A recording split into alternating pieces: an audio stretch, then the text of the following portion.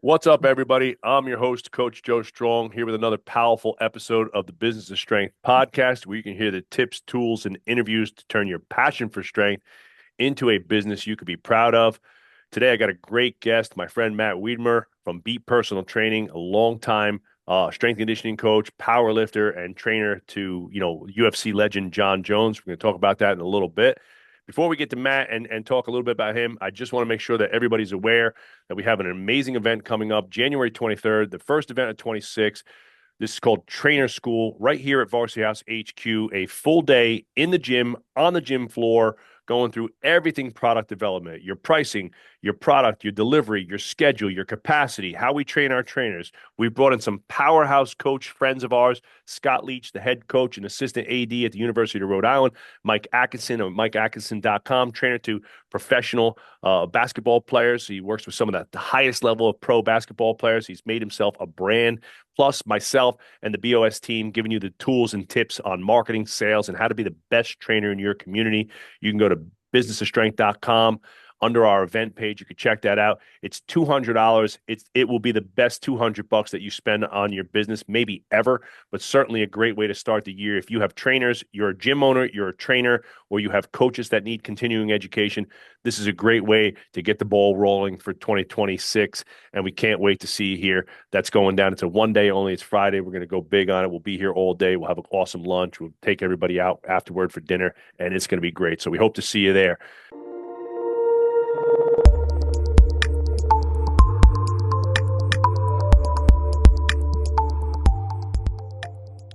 I'm here with Matt. Matt, thanks for taking a little bit of time out of your busy schedule to meet with us. Matt was here for Underground Strength Con. He was a fly on the wall. He was taking notes the whole time, and he delivered a powerful talk about his time in the game, what it's taken to be a great coach, and I think there was a lot of great takeaways. So, Matt, thanks for spending some time with us and coming on today.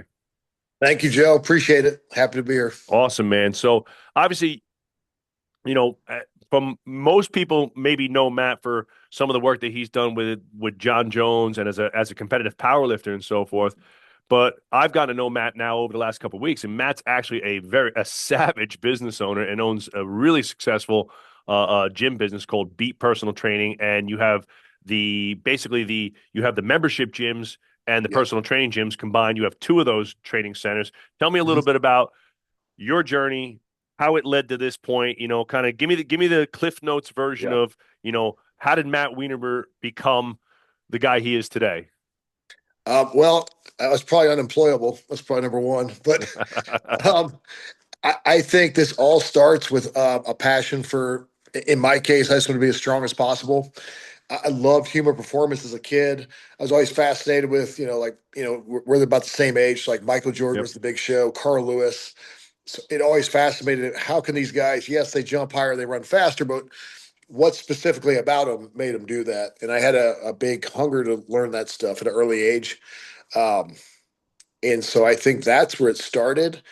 And then I look at this, I hate this, like people call it their fitness journey when they're like, 20 years old, you don't have a fitness journey yet. Right. It's a But very short journey, but yeah, if I look back, I just had a thirst. Look, everybody has something like this. Like I am always like I was writing notes as you were talking in the intro, and then this back of this notepad, constant notes, how to improve my training, my trainer's training, how would we apply it to our clients, constantly talking about different methods. I think I'm obsessed, is what I would tell you. I'm obsessed. In my old house when I rented, um, years ago, if you come to my house, the walls were covered in whiteboard, and I would just have notes all day, mostly on training. And I think what gets lost a lot of times, so to kind of give you my journey, I started out, I was a West Side Bar. I went to West Side Barbell. I was an Olympic lifter. My coach brought me to West Side Barbell. I started driving back and forth 3 days a week, about an hour and a half each way to Columbus, Ohio to train at West Side Barbell.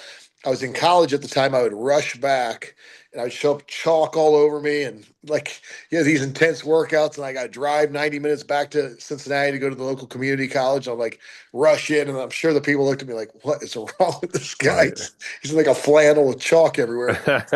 But that was my passion. that led me to work for Buddy Morris at the University of Pittsburgh. Sick.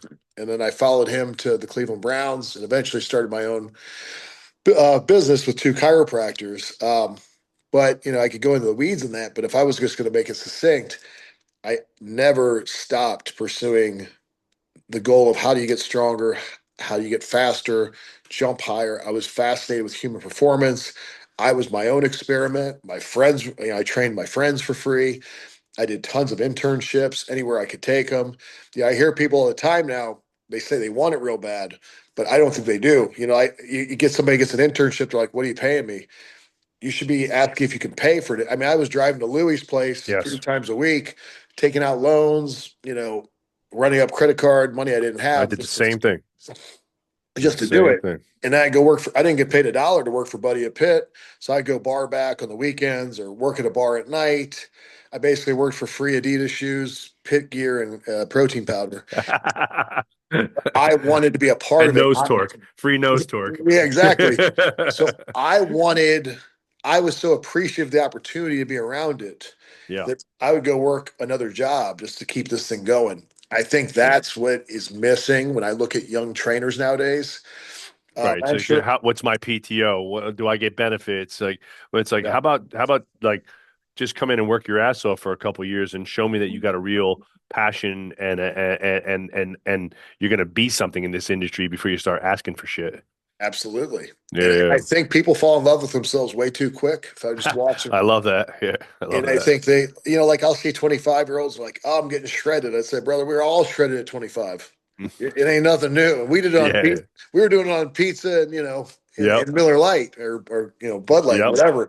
We didn't need a fancy like app. You're 25. You should be shredded. So Yes. I think that people, this is probably true in all areas of all professions, but I think there's a little bit of a lost work ethic. People are they want to get the reward before they prove their worth, and I think Yeah. it's a little. I think for a lot of the trainers I see, and I have people come to me all the time. We do a program similar to yours. It's like a couple $100. You come out, you shadow one of my trainers, work with them, and a lot of times that's why I spoke about this at your seminar. They're worried about my sales, my pitch. What's wrong? You're not that good a product yet, and I think people Yeah. do. Yeah. Sure. We have a unique industry because we're not just the salespeople; we're the product, right? Yes.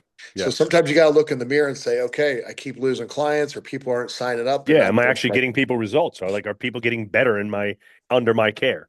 Yeah. Right. And I think you're 100% right. And it's funny. The first business coach, I talk about him all the time, Pat Rigsby. He was a great guy. He was super helped me a lot. Right. And and the first thing he said to me, he's like, Joey, you good at what you do? I said, yes, sir. He's like, because no matter what we talk about from that point on, Hmm. if you're not skilled and you can't actually help people and actually train people and you don't know how to get people faster, stronger, Yeah. more fit, he's like he's like yes, we can help you with your marketing and sales. He's like, but they're going to be leaving as fast as you're getting them, and Yeah. now you're doing more work than you need to. He's like, so first thing he said to me was like, make sure you're really good at what you do. He's like, have you upskilled yourself? Do you have a passion for training? And do you believe that your product is solid? I said, yes, sir. I said, I've spent, X amount of Yeah. certifications. He's like, say no more. He's like, I believe you at this point, right? He's like, I was kind of like you, where it's like, I was $30,000 in credit card debt when I graduated college Yeah. to pay for mentorships, workshops, certifications, and stuff like that. And that was all like Athletes Performance, the original mentorship that Yeah. they did out of Tempe. I went out there by myself. West Side Barbell, same thing like you. Like me and my buddy Joe drove to West Side for a month. We slept for 2 weeks in my truck. We slept the other 2 weeks. It's like if you want it, you got to figure it out, right? Yeah. I was paying for certifications that I technically had no money for, right? My mom wouldn't pay for them or wouldn't help me. Like my parents had no clue what any of that crap was. So, when you're in college, fucking credit card vultures come out and they're like, "Oh, they'll give you a credit card with 10 grand on it." I was like, "Oh yeah, sweet." I go, I could go train for another month. It's like, Yeah. Well, and don't you think too? I and I'm gonna pat ourselves on the back. We are because you're how old are you now, Joe? I'll be 50 in June, so I'm 49 and a half, Yeah, basically. so I'm right behind. I'm 2 years behind you. Like my parents were livid. No one's not only did the people not support me, they were like, "You are nuts." There was no money. Yes. There was big box gyms, and that's about it. There was no No, varsity no houses. professional trainers. No. No, and if there were, they weren't making any money. No, no. They worked at like Bally's, Scandinavia, Yep. right? Um, Yeah. so and no one will even know what that is. But so I think for people like us, we really kind of paved the way Yeah. because, and I don't know about you, sometimes it's an advantage, sometimes it's a disadvantage because in the old days when I first opened up, you had prowlers and sleds and tread sleds and reverse hypers and glued hams, and people are like, "Oh my God, this guy's like, this is like space age training." The only Right. downside now is everybody has that stuff, Everybody has it. Yeah. so it's you can't just use your But now, equipment. now it's force velocity plates, Yeah, G flight, speed trackers, like yeah, if yeah, you're on the performance side, right? for And sure. and obviously the level of technology has gotten better, but it's also gotten incredibly expensive too, right? Yeah, Like force plates are super expensive, right? They're not, it's not like everybody can go out and buy a force plate slash the digital video monitors for every rack. There's a guy, one of our gym mastermind members, Advantage. They're up in the Upper Peninsula in Michigan, right? They have they have an incredible facility for training athletes, right? And their owner, Dustin Branch, is a phenomenal coach. They have the motion video and force plates in every rack. It was like 10 grand a rack. yeah, It's like, but that's their thing, and it's really helped them create a separation. They have the best technology, the best equipment to get, your athletes fast, strong, and explosive, right? But so you're 100% right. My mom blamed it on the heavy metal. She was like, "It's that damn heavy metal shit, isn't it? It was that rot your brain with that shit. You should be a doctor, go to school, get a real job." I was like, "No, mom, I'm gonna open up a gym." What the fuck? Jesus Christ. yeah, right. You're gonna fucking be broke your whole life. Even when I opened this place, my mom was probably that was 2014. So, figure my mom was like Yeah, 70 years old at that point or some shit, right? My mom was probably 70. She was born in 44, so I think she was 70. I yeah, brought my mom here. You've been here. You have the catwalk where you could stay up in yeah. the offices and you could look down on the train floor. I had my arm around. I was like, "Ma, you ever think that you guys can't see it because it's blurred out, but behind me is my the first Arnold Schwarzenegger bodybuilding for men book that mom bought me, Yeah. right?" I said, "Ma, you ever think that bodybuilding book, would lead to this?" I said, "Look what we created here." She's like, "You should have been a doctor, damn it." I was like, fuck, I got $1 million gym here and I still didn't earn your respect. Never. That's hilarious. I was like, damn it. So at what point, Matt, I mean, so you got into it young like me. You were kind of right out of high school, like doing this shit. But like, did you Mhm. always know that you were going to be a trainer and you wanted to open this start, like right from 1920? Like you said, I'm burning the ships. I'm going to do this. Like, I'm going to figure out a way to make this turn into money, I think my first thought was I'd be a strength coach. like at a And collegiate level, like at the yeah, collegiate or pro level. Yeah. yeah. And I was training people on the side, all through college to make money. And Same, same. so but with this goal that, hey, I'm going to go like work for Buddy. I'll work for like, I'll get my own team one day. What I kind of discovered is that's a hard. Very hard. Oh my God. I mean, and it's funny because look, it's not to disparage any strength coaches, but it's not just what you know, it's who you know.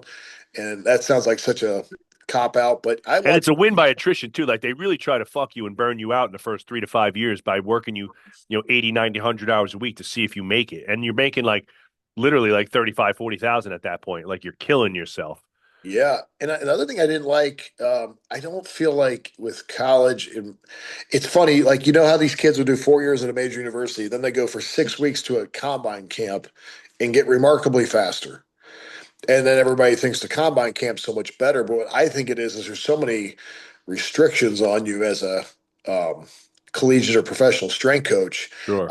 I went to a pro team with Bud or with Louis once, and we were driving home. I said, "What'd you think?" He said, "It's like watching somebody drive a Ferrari 70 miles an hour," Right. and that really struck me. I said, "You're not wrong. You can't really push them because the first thing, of course, is don't get them hurt." Yep. And then you have the coach, the coach themselves, and the Sport athletic. coach. Yeah, then you got the athletic trainers. Everybody. I still have so many friends in the business.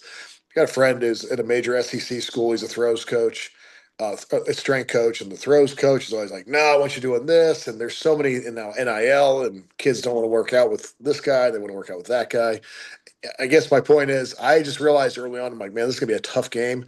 I watched Buddy, who I think Buddy's the best strength coach maybe ever, and Buddy got fired from the Browns for nothing he did, and I watched him wait for 2 years to get hired for the University of Buffalo. Yeah. And it's like that's the best in the game. So it's just a tough game to get in. Oh, Um, sure. Look, everything's tough. So Yeah, it's yeah. one A of those lot of things. guys lose their job. I mean, the best of the best. I mean, at every major university, like if they go through a major coaching upheaval, a lot of times they go top down, and the new head coach coming in wants to bring his guy in. So Yeah. he's gonna bring his strength coach in. The only real security is usually in those smaller like 1A, 1AA, like Yeah. FCF schools, D3 schools. If you get in with a high academic, like you're at like Amherst College, Sure. Middlebury, something like that, you can make 90K and kind of float it out there for a bunch of years. But again, I think that there's this dream like everybody's going to make like Tommy Moffett money and Yeah. make 750K to a million. That's just not the case. Like, Buddy Yeah. has been doing it for 30 plus years. And, there's only a handful of dudes that are making, let's call it a half a million or more in the Bingo. pro level, like a handful. Like there's That's right. only 25 to 30 like major colleges. Like when we talk about the Georgias, the Yes. SC, the Notre Dames, like there's 25 to 30 jobs in the country that are paying over 400 grand, and Absolutely. and then everything else from there is generally about 120, Mhm. 80 to 120. That's for Yeah. the head guy. But the same guy that's making 120 as the head guy, his assistant is making 65. you know, and is Yeah, getting you're right. and is getting bounced around the country just like everybody else. Hey, everybody, I'm really excited to announce a new partner, Turnkey Coach, a platform built by coaches for coaches that empowers fitness professionals to deliver online coaching with a human touch. Their all in one platform streamlines client connection, programming, payments, community, and progress tracking, and more.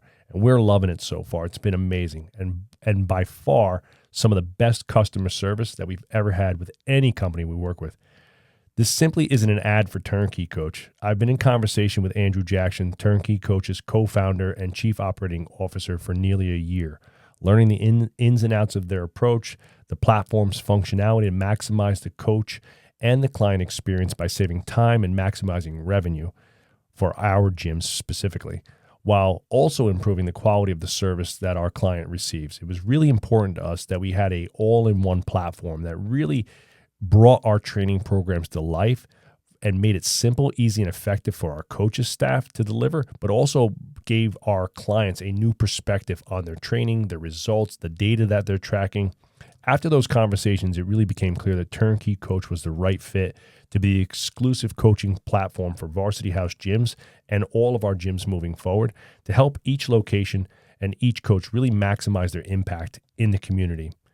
You'll hear more soon about Turnkey Coach and at Business of Strength events and on our podcast. But if you're looking to build a scalable, professional coaching practice with less stress, head to turnkeycoach.coach and check out the free resources available or book a call with a member of their team. You won't regret it. Again, turnkeycoach.coach. That's the platform you want to be using. They're really exceptional at what they're doing, and we can't believe we waited this long to make the switch. Yeah, that's exactly. And you just touched on something I think is real important. You're more likely to you're almost more likely to play a professional sport. It's the Yeah. odds are so small, and so I like the idea of a couple things.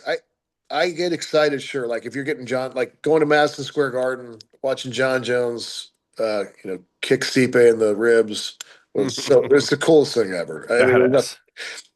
that being said, I have just as much satisfaction as I got. We have a 70-year-old client, a guy named Tom Donlin. He started with us when he was 59. He had never really lifted, been in two major car accidents. Um, he was 200 pounds, maybe 5'8", 5'9". We got him down to 150 and then built him back up to like 180. And he's 70 years old. And he's, rocking high 300, low 400 deadlifts and big squats and big benches. And he feels great. Anybody, when they're doing their best, is so cool to me. And, I always tell people, I'm friends with Stan and Ed Cohen.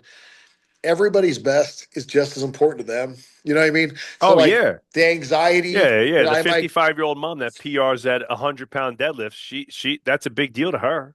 yeah. Big deal. So, it's fun to watch people do things they didn't think they'd be able to do. And I I think love that that. helped me in the private sector because I got so much excitement. We have Yes. a list of, I call them like dad bods.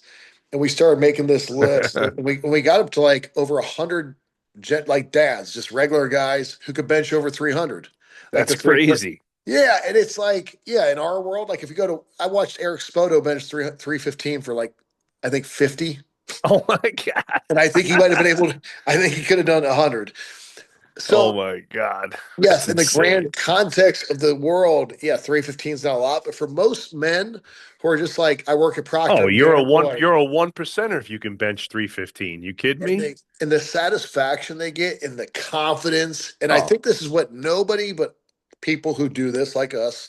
if I'm like a Understand. regular accountant and I bench 315, that would be the end of every sentence. Yeah, but I bench 315. Fuck you. Right.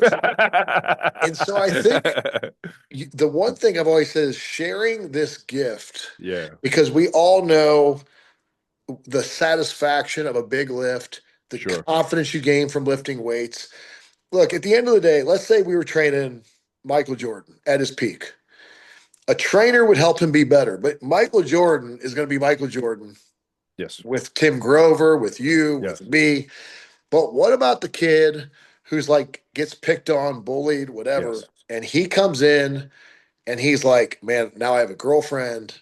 I go to parties. I feel good about myself. That's almost more impactful. Yeah.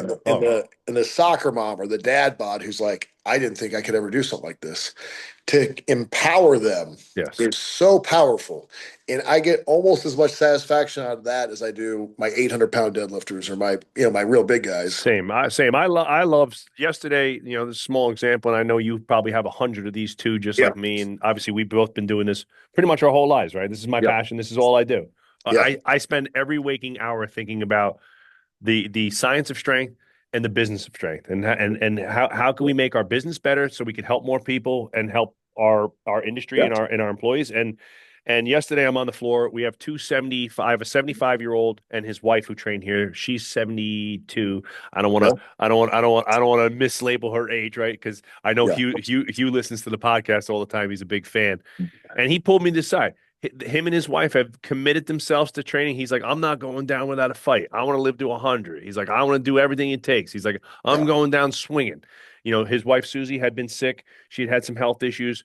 They've rebounded. They never stopped training, right? And Yeah. yes, and he pulls me over. He's like, hey, can I get a meeting with you like in the next week or two? I want to sit down and go over my goals. I want to really set a plan Yeah. for this year. He's like, me and Susie want to do some hard hikes. They see you doing like all these cool mountain climbs. He's like, I Yes. want to really set some goals that scare us. He's like, I can't do some of the shit that I used to, but I want to put some shit on my calendar that's gonna make me a little nervous, that forces us to have a plan to train.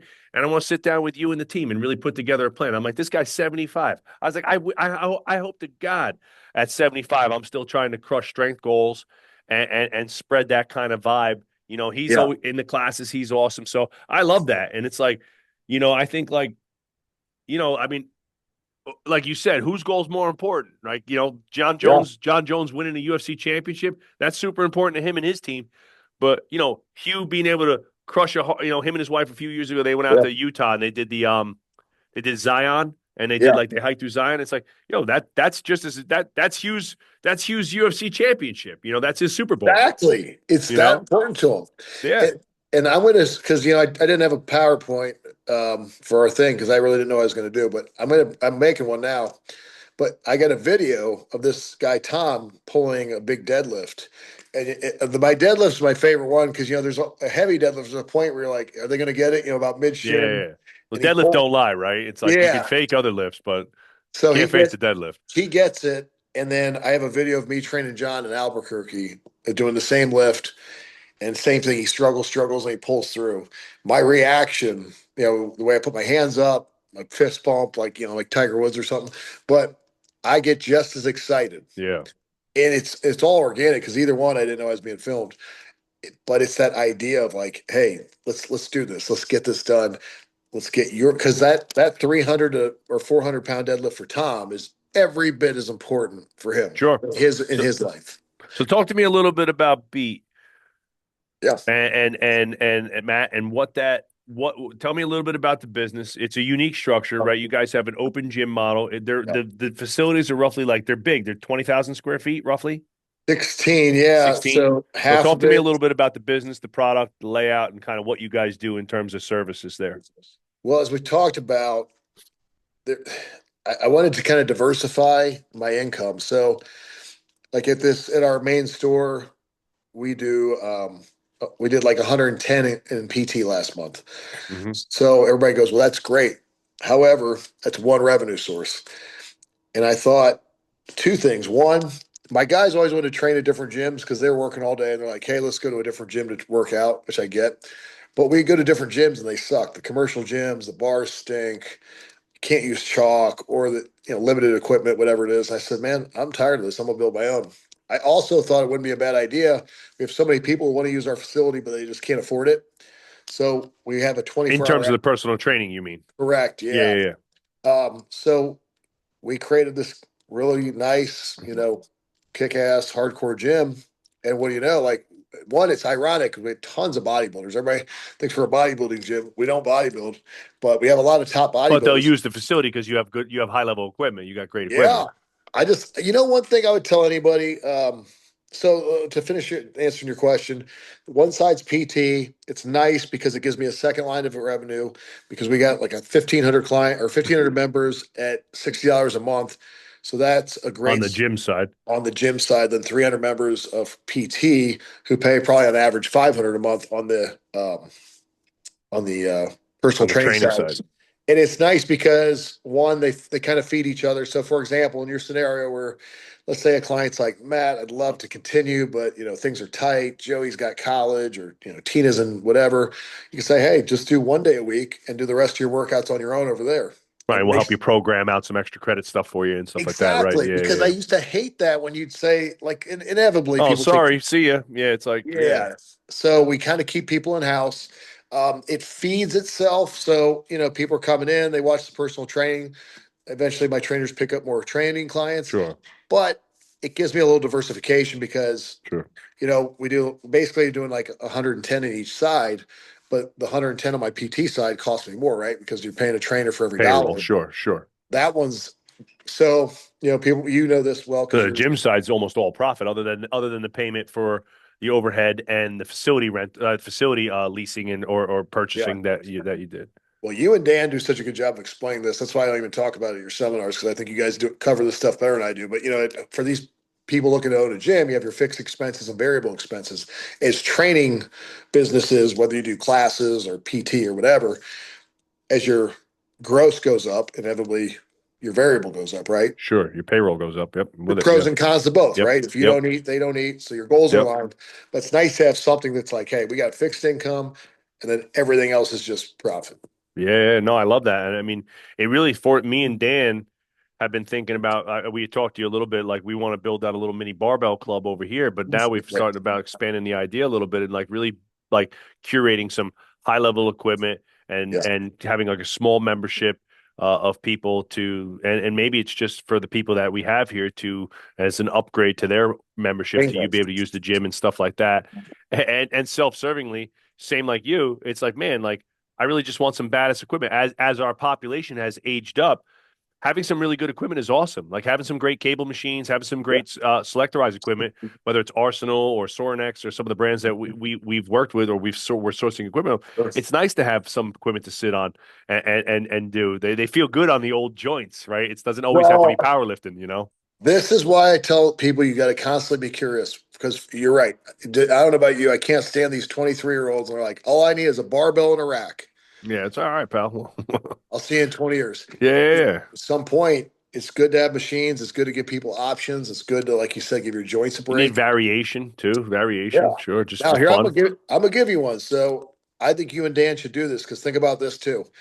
So you run classes like what's like 5:30 a.m. to maybe 11 a.m. Yep, something like that. Then like yep, 3 to 6 or 7.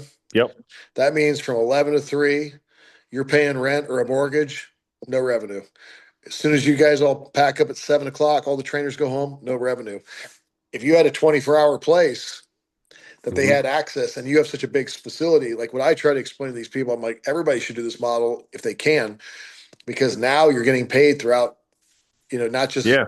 because it's like a widget house. You got a factory and you're only paying for the use of the factory. You're paying 100% of the use, but you're only using it a third of the time. 100%. Yeah. No, I mean, that was a big issue when we first started the gym. And I've told this story multiple times on the podcast where, when we went out to our first business coach and he said, So let me get this straight. You guys only train athletes? I said, yeah. He's like, what times do you train athletes? Like 3 to 8, 9 p.m. He's Yeah, like, what do you do from 6 in the morning till 3 in the afternoon? We were like, we fucking work out, right? And yeah, yeah, he was like, boys, that just sounds like a bad business model. yeah.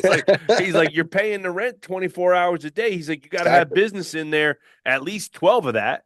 Yeah. And we were like, duh, why didn't anybody tell us that shit? As soon as we got home from that trip, we started our adult program, and the rest is history. And that's now accounts for, in this building alone, accounts for about 75% of the revenue. And in our smaller shops, it's like 95% of the revenue, right? We just have like a small athlete program in each one of Yeah. those. So, Matt, tell me a little bit, like, where were you before Beat? Like, obviously, like somebody listening might say like 16,000 square feet. Like, I don't have the fucking money to do that. Like, I don't have. How did you build up to that? Like, what kind of did you have other smaller gyms and studios before you got up to Yes. that? So, talk to me a So little bit about that progression. I started with, well, what I tell everybody is everybody should go work for you or me or a big box. Another good facility. I think you should really cut your teeth somewhere where you can make mistakes on someone else's dollar. I hate that because I'm, telling people come make mistakes on me, but No, but no. But if you're going to take on a young coach, as a boss that it's gonna they're come. not going to be they're not coming in there with our level of experience on either the training or the business side. So they're supposed to make some mistakes. Yeah, you should really learn the business. You need to learn how to sell. You got to learn how to overcome objections. You got to learn how to problem solve. You can learn so much from experienced trainers and just yourself. The more how you address clients, how you train clients, how set up your programming. I mean, what I've found too as I've gotten older is um, I'm more agnostic than ever. In my early years, I was like very West Side. Everything was box squats, bands, chains, Louis stuff. God forbid you did a quad exercise, you'd be a moron, right? No pecs, no quads. And then as you evolve, like a lot of the clients we do, kind of like Arthur Jones style. Like we have Hmm. some clients where they want high intensity, put them on a machine, forced reps, couple sets of failure, drop set, boom, boom, boom, you're out the door. And there's a value to that, right? Like sometimes I'll look at a client and think, hey, their goal is X. I don't know if I need to teach them to squat or deadlift because that doesn't have anything to do with what their goals are. I can put them on a leg curl, a 45 hyper, a leg press, and I can avoid, or a hack squat or a belt squat. And I can avoid. I'm kind of eliminating risk. Hmm. Hmm. And so I guess kind of come full circle. You can learn that in another gym. You can learn that a e-sport or wherever, like whatever the local gym in the person's area is. Work for someone else. You're not going to make as much money. Yeah, they're going to take part of your pay. That's the deal. But Hmm. learn, kind of build yourself up. Play the long game. That's that kind of the thing. Everybody wants to be the guru on the hill. Buddy Morris talks about this all the time. Everybody wants to be the guru on the hill before they're 25 years old. It's not. It's a long game. You're even as smart as you are. I'm learning. Like you said, I have a notebook, full notepad. I bet I took more notes than anybody in that seminar, possibly. And I have a pretty good business, but I'm Hmm. sitting there going like, and as you know, I showed you my text. I'm texting my guys like, we stink. Oh my god, like you should be constantly finding a way to get better. So early on, do it on someone else's dollar. Be a student. Be a student before you're a mentor. How about that? Yep. Take your time. Be a student as long as you can. And then I think so. What I did is I worked in high school and college. I worked at some big box gyms. I kind of always would have that as a side job when I was going to West Side or working for Buddy because I needed to make extra money. And then I think you could maybe go to some place that's like a private sector meeting, something like you could do something along the lines of, I'm trying to think, like you could go to a place, maybe something in between yours and where like maybe you can rent some space, have your own clients, where you just pay like monthly rent. So now Hmm. you've kind of taken on the acceptance of a business, right? So you got Yep. my little book of business is my clients. I'm going to pay rent to a local gym, but I'm an independent contractor. I'll kind of do my Right. own Test thing. yourself a little bit on the sales and marketing side to see if you could A, attract clients, and B, keep them, right? And sell them Exactly. a product that actually makes you some money. Yep, and then kind of work your way to a small facility. And like to Right. your point, I started with one 800 square foot gym. Then we went to two, and then we started franchising them. But we added up to 12 before it was all said and done. And And then what happened there, Matt? You sold all that out and then yeah, went all in on the bigger facilities. yep, yeah, 100%. What I found, and this kind of comes back to like there's two steps, and they're major steps for a trainer in business. You have to become an elite product. So we were just talking about Yeah. that, right? Yeah. Yeah. But everybody goes, you got to learn how to replicate it. It's like, well, if you can't, you have to have something to replicate. You got to be it first, folks. You got to You be it gotta- first, right? so Right. that's why I come back. I'm so big on for trainers. I really think they need to compete. I think they have to have a And when you real. say that, when you mean compete, you mean actually compete, like whether it's a strength sport. Yep. I don't care what you're doing. And I agree to him. Big Mike says this to all of our coaches. Like, sign up for a powerlifting meet right now. I'll do your programming and I'll help you. It's not about winning. It's about No. doing. It's about just doing it. You Powerlifting, Olympic weightlifting, even as trail races. You like maybe you don't want. Maybe you're not a big weightlifting meathead. You're a skinnier guy. Go do some Spartan races. Go do something that's going to be like you could show your clients that, hey, I'm in this. I'm doing this shit. Yeah. And here's what you just think about this. What happens when you compete? I don't care. Like you said, strongman, bodybuilding, powerlifting, You Olympic train harder. lifting, You give a shit more. You learn and more. you learn because what happens? You say, I'm going to start, like you went from a meathead to doing trail running, maybe. Yep. And then you're like, man, my shins are killing me. My Yes. Achilles. How do I exactly? How do I prevent knee injuries, Achilles injuries? So now you start Right. to train yourself. Yep. Now, what I tell people all the time, it waters down. So somebody comes in, like I always tell the story, my trainer, Jason, he's a 720 raw squatter. He does something to his, Fuck. yes, Jesus Christ. he bulges a disc in his back. He is in so much pain. He can barely get out of bed. I mean, he looked like a cripple getting out of the car coming into work. He not only got out of pain, he went on to squat 760 and 780 at the same Right. weight class. So, and I'll have people say, well, why would you want to squat 780? I said, for you, you don't. But if somebody said, oh my God, I bulged a disc in my back, I just want to What be do out of I training. do? Boom. That's the guy you go to. Now we got the blueprint. He Yeah. knows it. Training and competing allows you to solve problems Yes. because they're Yes. going to come up. Yes. Why are you so good at mentoring all these gyms? Because for the last 25, 30 Because I years, fell on my face 40 times and figured it out. yeah. Yeah. Yeah. So Yeah. you Yeah. have to do these things because then you can figure out, hey, here's what I do for knee pain. Here's what I do for back pain. Yes. Here's the adjustments I make. Here's how I change Yeah. my Yeah. training. Here's what you got to No, do it's when you get true. It's home. true. I in the process over the last 5 years of getting more into trail running and mountain climbing, and obviously, I do a lot of backpack hunting, like multi-day, Sure. like deep woods backpack hunting, which is basically like a mountain climb itself. Yeah. I've had god awful plantar fasciitis, god awful shin splints, Achilles knee, tendon strains, right?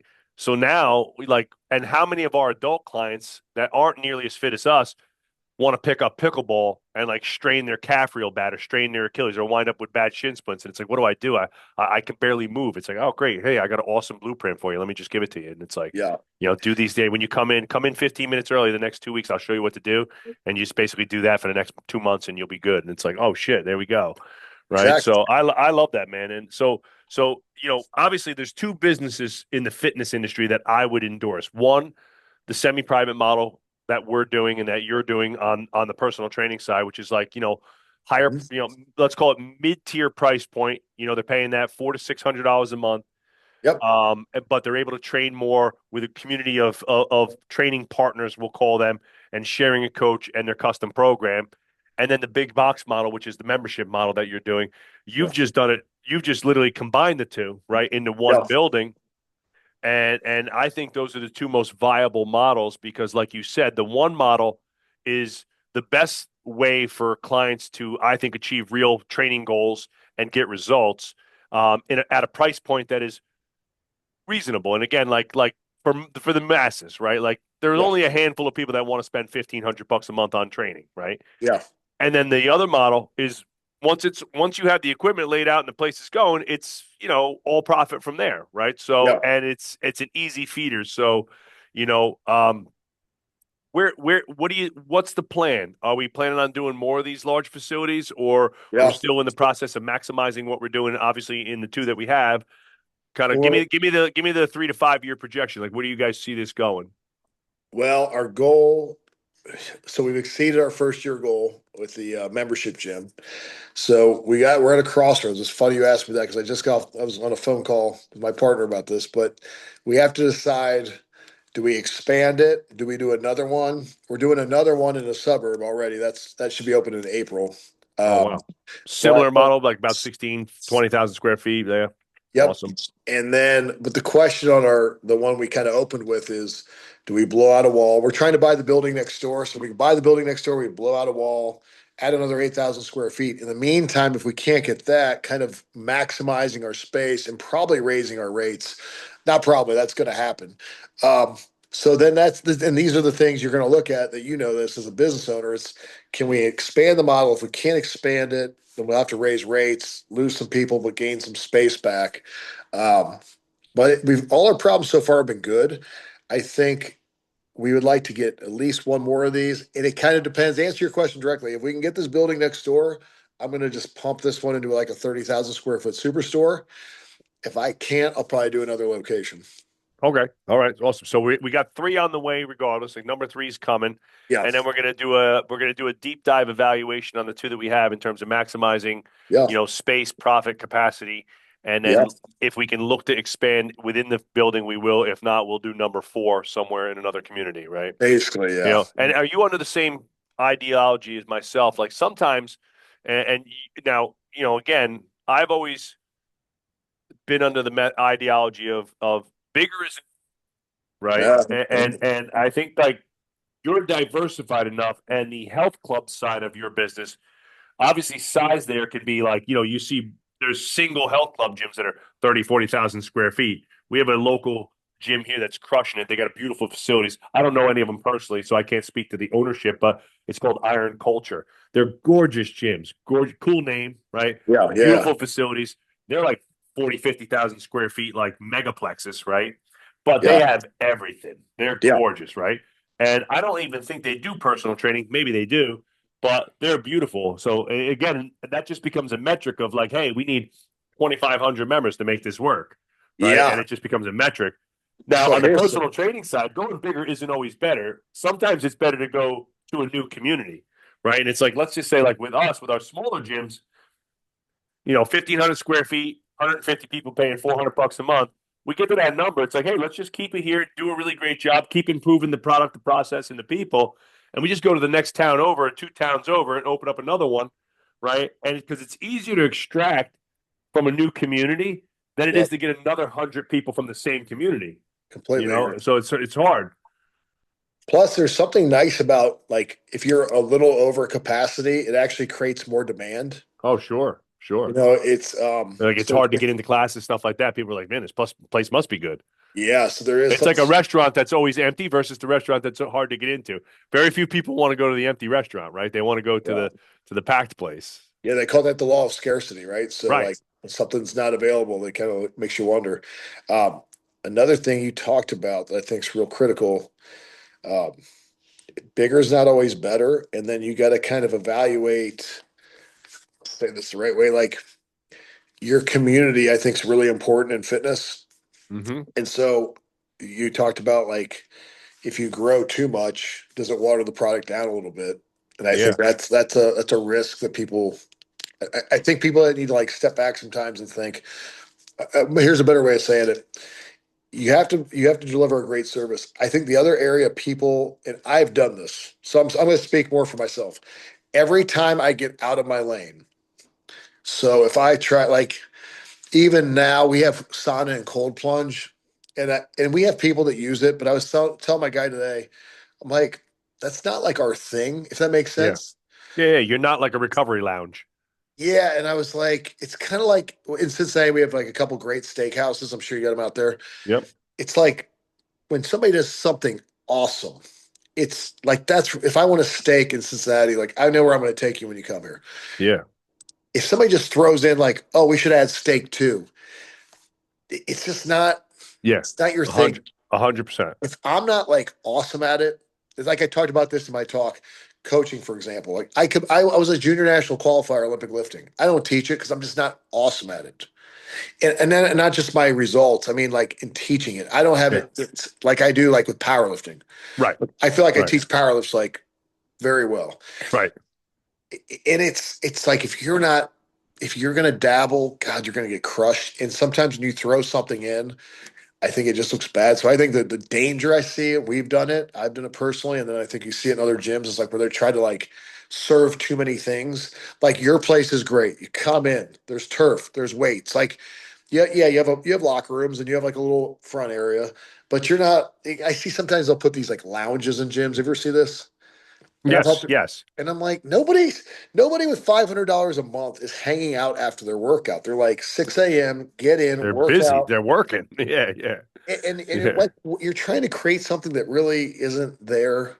yeah. It's not your I totally. thing. Or people do like We smoothie we've done bars. that. We've made that mistake. We did the smoothie bar, right? Yeah, We're like, dude, we're not a fucking Jamba Juice. What are we doing here? Like exactly. it's more of a. It became more of a stress, right? We thought about the recovery lounge. We thought about a recovery center. It's like, you know what?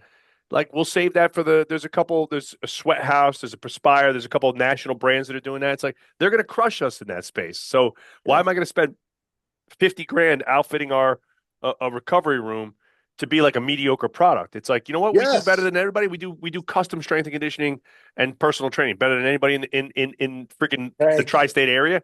Let's just be the best at that. And we could focus all of our eggs in that and be great at that. And also I think like it aligns your marketing, your sales process, and your product together, right? So like we're Yes. speaking about custom personal training in our marketing, in our sales process. Hey, one of the things we do better than anybody is like we build a custom plan. You're going to have an awesome experience here. We're going to partner you up with some like-minded individuals, and you're going to have a ton of fun when you train. And Yeah. like, so the whole funnel from top to bottom is you come to Varsity House to hire a world-class expert strength coach to help you build out a custom plan and get you to your goals as fast as humanly possible. And it's like, all right, So, great. That sounds like because at the when you look at the triangle of fitness for most humans, right? Like you could put Pilates and spinning and sauna yeah. and cold plush in there, but those are like side dishes and desserts. The base of the pyramid for anybody to get fit is working out, right? And it's generally going to be their actual strength and conditioning program, right?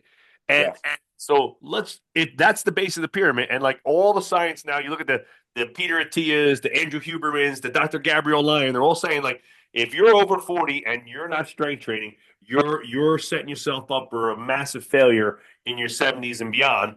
So it's like, all right, hey, if we know that that's the most important thing that people got to do every single week, if we can get people to train 3 times a week, 12 sessions a month for the next decade, let's just be the best at that. Let's do everything we can to be great at that. And so let's line up the marketing, sales, and product to be the best, strength Yeah. coaches we can be.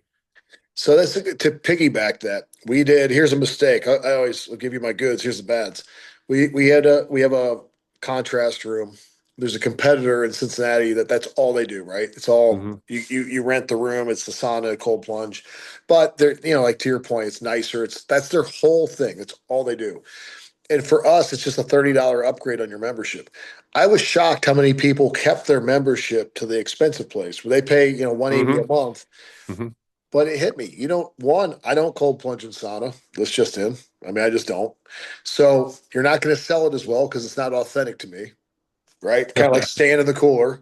Yep. I'm with you. I'm busy, and I'm sure the cold shock proteins will help me burn fat. But you know what else helps me burn fat is like train my ass off and don't And eat much. eat good. Yep. Yeah, that works really well. The reality is, in my belief system, how many things in our time, how many things have come and gone? Oh But, God. Countless numbers of things have come and gone. So, but but strength training, right? It's always yeah, here. yeah, always squat racks, always benches, Yes. always barbells, kettlebells, whatever. Even kettlebells kind of come and go, but Yes. always barbells, dumbbells, machines, right? Yep. So that's my belief system. So if I'm really trying to sell a cold plunge sauna, at my core, it's not in me. So now I'm selling versus I'm not selling you on training. It's like a must. Yeah. Like your words, non-negotiable. I'm like, Yes. you're crazy. You got to do this at least twice a week. Work out with my guy Jared or work out with my guy Trendon or Jack or whoever. Like they're going to take great care of you. Yeah. This is what we do. It will get you in the best shape of your life. I promise. I'm 47 years old. I've never felt better. This is your game, right? I can't say that about sauna and cold plunge. I've been in that cold plunge like twice. I've been in the sauna twice. And so I hate it. I hate it. I hate the cold plunge. I love the sauna. yeah. And I tell you that because what a misstep on my part to Yeah. take that time because it was somebody consulting with us. They're like, oh, you have no idea. This is the future. So I tried to sell something that wasn't authentic to me. and I deserve to flop in my face. I was telling my guy the other day, I'd rather have more space on the floor for equipment. So whenever you get out, whenever you're trying to sell something, like Yes. again, I don't really use protein shakes. So it's like, now it's like, hey, you're gonna sell smoothies? Not really. I would tell you to go home and have a Yeah. steak and potato or chicken and Right. rice. Right. That's what I do. So whenever you get off your track, I think that is a terrible idea. And Sure. you keep saying this. It's like you do personal training and small private training. That's what Varsity House does. You're the Yep. best at it. Nobody does it better. End of story. Yep. When you're sick of trying to figure it out on your own, or you want your kids to have, the best coaches in the game, Yeah. you come and hire a real coach. And then it's like most of the adults that we get are people who have tried and failed a few times, and they're sick of trying to figure it out on their own. Yeah. Or it's a mom or dad who wants to give their kid the best opportunity to be successful at a young age, right? Whatever Yeah. that might be. So, hey, you mentioned community, right? And you mentioned, Yeah. kind of trying to keep your finger on the pulse as you grow. And that's something that's near and dear to me and Dan, because like we have seen that firsthand when I was the owner operator doing everything, standing on the gym floor 50, 60, 70 hours a week, right? 7 days a week. It was very easy to keep my finger on the pulse of the culture and the people. And like I was hearing the chirping of all the clients and things like that on the floor. Then as the years go by, the business grows, you have a lot more clients, a lot more chirping, you bring in employees and stuff like that. You start to become more of the business person like you are now today, Matt. You know, um, I think that that's a unique advantage in the private sector. And the reason why private sector, privately owned gyms tend to do really well compared to PE based slash corporate gyms because they generally tend to have nobody who has skin in the game. I know when I come to Beat that the guy who owns Beat really freaking cares about training. When you Yeah. come to Varsity House, the dudes who own Varsity House, they really care about training, right? And Yeah. they really care about the culture and the people. So, what are some things that you guys do to maintain culture so that you can sign it, like let's call it, keep your ear to the ground and make sure that the culture and the people are still getting the product that you envisioned being, years and years ago when you were 19, 20 years old and you're dreaming Yeah. about having your business. How do you maintain some of that culture today? What are some things that you guys do? All right. The number one thing I tell everybody, and literally we do them, book reports. So you should have a book report. That's how I look at it. Like that guy Tom I was telling you about, I could tell you his Mm-hmm. life story. I could tell you his motivations, how he became successful, where he came from, what his dad did for work, what his mom did, what did his siblings do, how did he meet his wife. You know, I can tell you about her. I can tell you her. She's 1 of 10. Didn't go to college, regrets that she didn't go to college, but she's been a homemaker her whole life, raised 4 kids. Like I could give you every part of their life, all their stories. So Um, really get to know your clients, whether it's and systemize it. Maybe it's like we do a client of the month. One yeah, of our goals is that we do an interview with that client every month, so we get to know them a little bit better. yeah. We give them a gift and stuff like that. It's like, hey, it maybe you're not going to go the full book report on all 500 members in one shot, but it's like, hey, if two people pick one client a month, that's 25 people a year. We're going to have some really high level impact on those people. So I just want my trainers to have that, right? And Yep, they got to be reported back to me. So it's like, tell me about this client. Oh, she's a doctor in this subdivision. She's I divorced. love She's that. got 2 kids. I want to know because if you don't know that information, I mean, I tell people all the time. I'll give in some of my other talks. I'll say, it's not training personal. It's personal training. It's a very very interpersonal business. Hmm. It's very intimate. I mean that in an appropriate way, but you know what I mean. Like, I know what you mean. yeah, People are tied to their self conscious with the way they look. Being overweight, or a kid that can't yes, perform like their mom and dad. I don't know what the problem is. He can't run worth a shit. You know. you got 3 to 4 hours of time, even in a small group setting. That's three to Yep. four hours of quality time. Some people don't get that with their spouse Yeah. or Yeah. their No, kid, you're right? you're right. We have a lot of quality time with these people. And if you don't know them and you don't have a personal relationship with them, then you become what's called a commodity. And you know what that is. And for your Yep. listeners, it's just like now it's like, well, hey, I got this coffee mug and it's $10. Oh, I can get it at another store for 9. Well, I'll go there. When Yep. you become a commodity, you're done Yes. because there's a trainer on every corner. And if they just start looking at you like you have dumbbells, you have racks, it's a personal relationship. If you don't have a good personal relationship with these people, it's not gonna last. And to your point, I think either you or Dan spoke about this.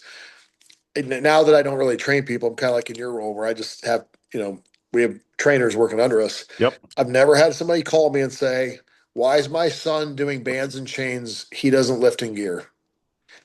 No one's ever said that. They don't know who Louis Simmons is. They don't know who Dave Tate is. They don't know who Jim Wendler, Eddie Cohen, Stan Efferding, Stu McGill. Take your pick. They don't know who these people are. What they do call and tell me is, "Hey, the impact your trainer has had on my son is like life changing.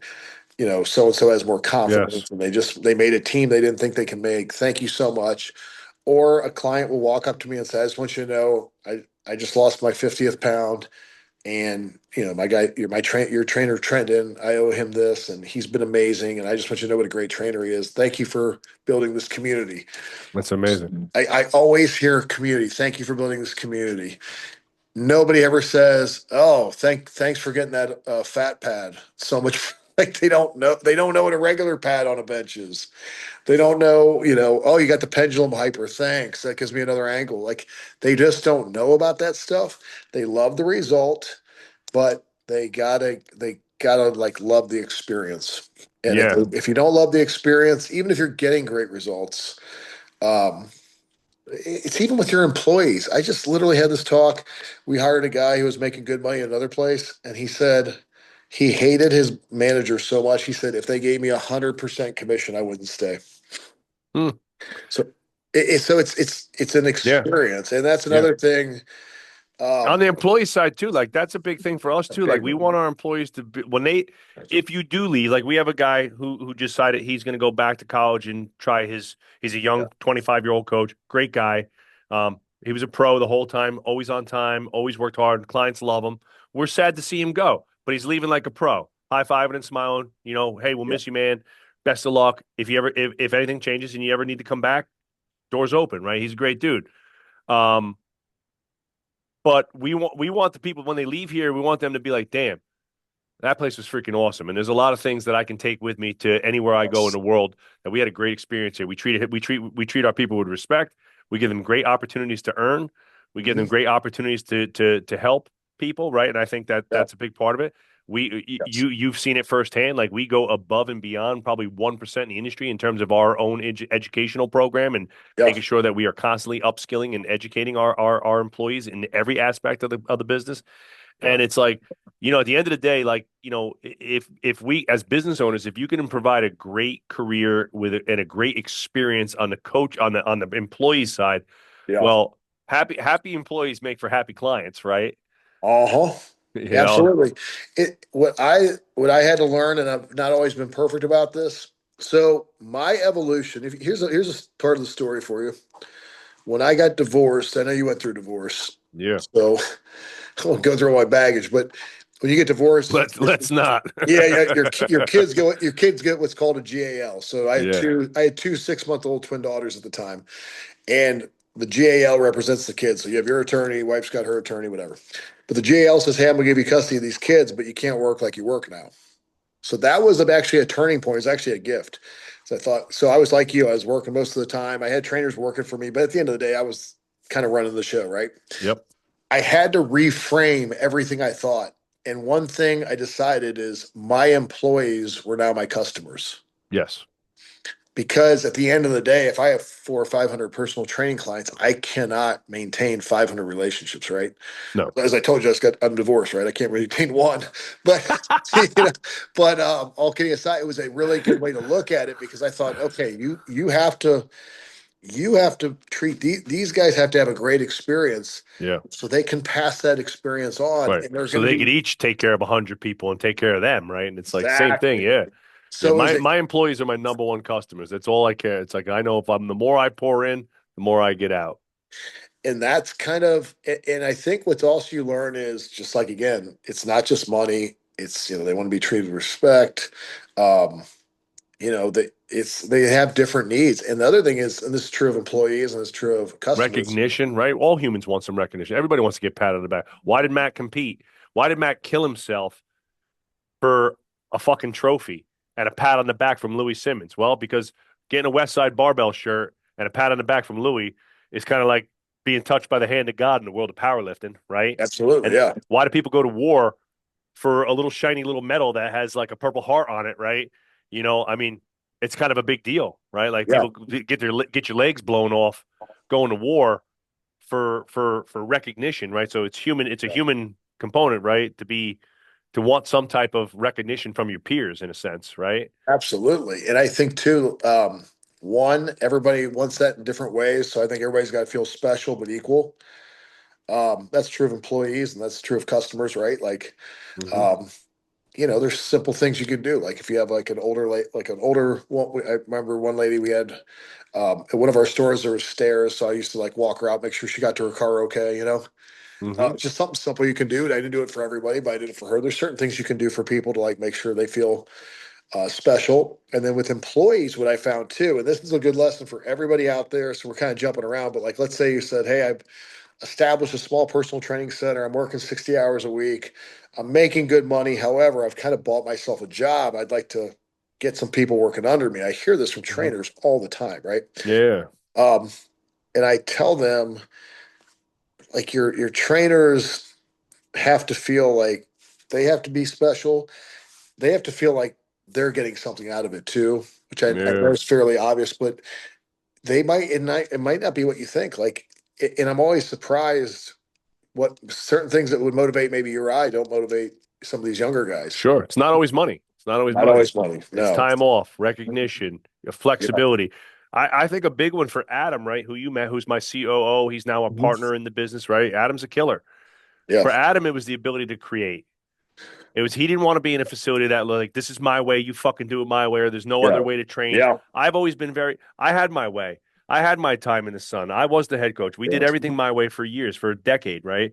When we brought Adam in, by that time, I was like, hey man, if you got better ideas or you think you could do the speed program better than I'm doing, or you got some cool shit that you want to bring to the table, just run it by me and do it. But let's do it. And I've always been very generous with like Yes. knowing that one of the things that really excites me, if you have a high performer creating something from start to finish and kind of knowing that you had your thumb on it and it's like, hey man, I brought this to life and it did this is a real powerful thing to give people. Because now when he looks down the gym floor and he sees his influence on the floor and he sees his influence in the community, he's like, well, I helped create that. And I helped bring Yeah. that to life. So what I find is when you're a younger trainer, look, we all have an ego. Of course we do, right? So you think like, hey, like if you're like, hey, I'm Joe, I'm like Coach Joe Strong. I've been to Louis Simmons. I've worked with Yeah, Joe yeah, yeah. DeFranco. Like, and this young kid's coming up with some ideas. It could be easy for you to dismiss them. Yes. I found over time is if you give them some autonomy and you're like, I would have done that different, but then you go, maybe his way was better. Yeah. But you have to. One thing about being a great business owner, in my opinion, is you have to. If it depends on your goal, but you're not the show anymore, right? No, yes, yes. So I have a That real good friend who's a chiropractor, and he struggles to get chiropractors to work under him.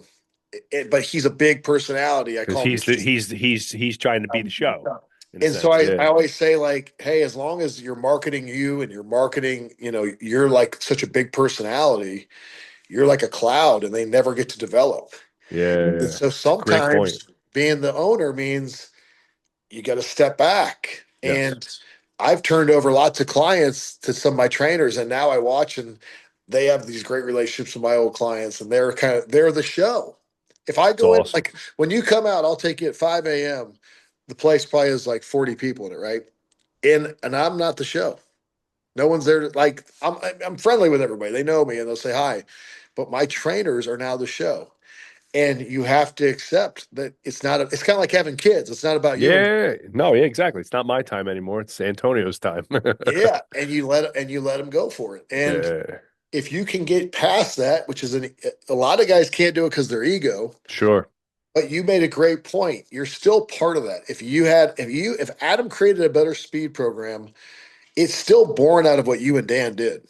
That and look, and I mentored Adam, right? So it's like, all right, Exactly. so it's like whatever. Like again, I think that's one of mine and Dan's superpowers in business before we knew it was a superpower was we really didn't have much of an ego with each other. Like if Dan had a great idea, I wasn't like mad at it. I was excited for it. When we decided to switch Dan and switch roles and move Dan to CEO, a lot of people that were involved in that or knew about that thought we were going out of business. And for me and Dan, we were like high-fiving and smiling on the parkway driving home because we finally had some clarity as to like what the next phase of our business was going to be. And I thought we both agreed that Dan had a skill set that was better suited for that role, and I had a skill set that was better suited, and we just didn't see it. And it was like, shit, we've been in the wrong roles for a few years now. And as soon as we made that switch, the business exploded. And it was like, oh, freaking A. So we were like smiling all the way to the bank in a sense. And for the business, right? Sure. A healthy business is able to do cool shit. If you got a healthy business that makes money, well, we could have a better facility. We could do better shit. Like we're throwing a party tomorrow night. I mean, it's costing us, well over 10 grand. We're throwing our Christmas party. We got a magician, we got a DJ, we got a photo booth, we're Yeah. having it catered, we got a bar company coming. That doesn't happen if you're piss broke and making no money. Nope. Yesterday we did our Secret Santa, we did our employee bonuses, our holiday bonuses. There's no holiday bonuses in a company that makes no money, No, right? and I'll tell you what else. If you don't treat that business like a separate entity, this is the other problem. I've had probably not as many as you, but I've had a lot of gyms I've helped out. And I'll say, you're treating that, you got to treat it like you really work for that entity. You're a guardian of that entity. It's like a trust. And like if your niece went, like your niece's parents were, murdered and you had to like watch her trust. I think too many people treat their business. It's like you couldn't do that anywhere else. Well, I'm just going to use a line of credit from the business to get a couch or whatever, Yeah. mingling funds. No, pay yourself a salary, live Yes. on that salary. You couldn't work for Procter and Gamble and just say like, well, I'm going to buy the car through the company, but it Yes. all No. it all No, shake out. great tip because a lot of entrepreneurs make that mistake and they don't separate their personal finances. Like I know somebody very close to both of us, and I won't call him out in the podcast. All right. Very close to both of us, whose personal credit card is the business card, personal expenses and everything. It's a mess. And I said, give me a detailed report of everything, it's a fucking disaster because they have no idea what's coming and going because oh, Correct. my wife has a spare card. She uses it for this, and this. It's like, all right, well, how do you actually know? So the Yeah. first thing we did was we got to separate this shit out, man. Like Yeah. no more personal nothing on the business card until we know exactly what the business is doing. We need 90 days of strict separation. Of course, as an owner, there's some net owner benefits, maybe your Sure. car payment, your things like that. But when you got no money and you're starting out, you want it black and white, clear as day. This is what the business spends, this is what it makes, this is what the finances look like. And this is what I need personally, pay a salary, separate out. And then when you have a healthy business, like I said, when you got a big business like Matt and you're making some real cashish, well, then you could have the benefits of a car, an Yeah. expense account, your phones, and things like that. But if you're pissing all that shit onto your business when you're not making a lot of money, a lot of times you're draining the business. And now, Absolutely. and now when you say to yourself, oh, I don't have the money to go hire a new coach, but I need one really bad. Well, all right. Well, you got a $1,200 a month car payment. You got a $500 a month credit card bill on there. You got your $300 a month, cell phones for you and your wife. And it's like, all right, well, you got $4,000 a month in personal expenses on a business that's still growing and it hasn't really hit the Right. mark yet. Like it's like, all Right. right, well, there's your problem. You're draining 4 grand. You got 50 grand in revenue. There's your coach that you should be able to hire right there. Like, what are you Right. doing? I totally agree. Yeah, Well, yeah. and as you go through that, yeah, you're 100% right. And I just always think you have to treat it. Could you do this? Like in that person's example, maybe that guy's wife works. Could your wife do that? Yeah. Does your wife? Right, right. Like my wife doesn't she works for another person. She just doesn't get to go take the company credit card and go buy herself a $500 purse or some shit. You know what I mean? Yeah, absolutely. Yeah, So yeah, exactly. I see that yeah, all the great time. points. You have to take care of your business. You're like a steward of this business. That's what I tell Yes. people all the time. And it's funny I because I love know that. when employees come to me, they're like, well, you could, I know you have the money. It's like, hey, it's like, yes, I'm the sole owner of this gym, right? But at the same time, I don't look at it this way. I am the steward of this business. Yes. So yes, could I float you 5 grand or 10 grand or whatever it is? But then that's not in the best interest of this business. That's the one nice thing about having a partner, right? I can just blame it on that. I gotta see Yeah, Dan handles the money. Let me go see if we got the budget, right? he's doing it to you. So That's he right. said, That's right. And he says, "Oh, I gotta ask Joe exactly. We just do this to each other, So, but Matt, there this is was awesome, sure. man. I think like I'd love to schedule another one. I have so many more questions here, but I have to, we try to end these, make them about an hour. Yeah. But this was fantastic, man. So many great golden nuggets. You got an awesome business. Your talk was awesome at Underground. You're welcome back anytime here. I know we're on the cusp of doing a lot of work together. We've been working Yeah. with Matt and his team. I know you guys, we're getting on our call next week, and we have some stuff planned up for the future. But tell people where they can get in touch with you. If they want to check you out, check out the Yeah. gyms and stuff like that. Where are the best places to get more Matt in their life? Yeah, so beatfitnesscincy.com is our website. You can go to Beat Fitness on Instagram, or you can go to my personal as Beat Trainer. You'll see a little less gym. You'll see more of my dogs, my kids. But um, the other thing, I'm going to plug you one more time. I said this at the Underground Strength. If you guys want to be successful, so we talk about everybody in this podcast at one time hired a coach for training to get leaner, stronger, whatever. You got to hire. Everybody should have a coach. Our business, like I said, we did 110 grand in personal training last month, another 100 on memberships. And to Joe's point, I'm going to hire Joe and Dan to help us with some mentorship. Tiger Woods had a coach. Michael Jordan had coaches. No matter how good you think you are, you need somebody, because the one problem in this industry is the danger is you don't have an accountability, right? Yes. So if you can't play the game coach and referee a game. It doesn't work. Yeah. Hiring somebody like Dan and Joe gives you accountability, whether they're like a board of directors, it's something. So when you meet with, like, that's kind of how I'm going to, full disclosure to everybody watching, that's how I'm going to use Joe. We're going to meet, and it might just be like stuff we're already doing, but Joe might say, all right, you guys were supposed to do XYZ. Did it get done? Yeah. We need some accountability for all of us. We all have to have it, otherwise Yes. you will fail. So Oh, hire thank you. Joe, hire I Joe and Dan. appreciate that. It's a unbiased, unemotional perspective too. Like I'm Yes. not emotionally tied to the people and processes of Beat, so I can make unemotional decisions where like you might be emotionally charged because you've had an employee who's giving you some shit, but you really like them, you're friends with them, Yeah. you've mentored them, and it's like, damn man, what do I do here? This person's good. It's like, hey man, let's just look at the data. Let's look at what are they doing, how much are you paying them, and are we getting our money's worth? And it's like, all right, that's just you know cold as ice, but that's the nice part about having a coach for sure. Well, So real quick, I'll let this go on this. So we have another guy that we're both friends with, and he was trying to talk to me about his trainers. And I'm like, dude, that guy sucks. He goes, no, Matt, you don't get it. He's a great coach. And I said, you're telling me he's bringing in X a month. By definition, he's not a good coach. yes, And his eyes got real big. He goes, you're right. Because and I tell people all the time, like, we're all better at helping our friends in a relationship than we are in like our own relationships. sure, Because when you're in the weeds, you're like in the storm. When you have a consultant like you or Dan, you're kind of up high, you're in a drone looking down and you see everything. And we get so tied to like what's in front of us. Sometimes you need somebody who's, like you said, above, unemotional, yes, saying like, no, that's not a good coach. You're no, overpaying that guy, but they're caught up in the minutia. for sure, for sure. So awesome stuff, Matt Wiedemer, Beat Personal Training, Beat Fitness, Cincinnati, Ohio, one of the absolute best in the game. Thanks again, Matt. This is the Business of Strength. We'll see you on the Hey, next Jeff. one. See you, Later. brother. Bye. All right.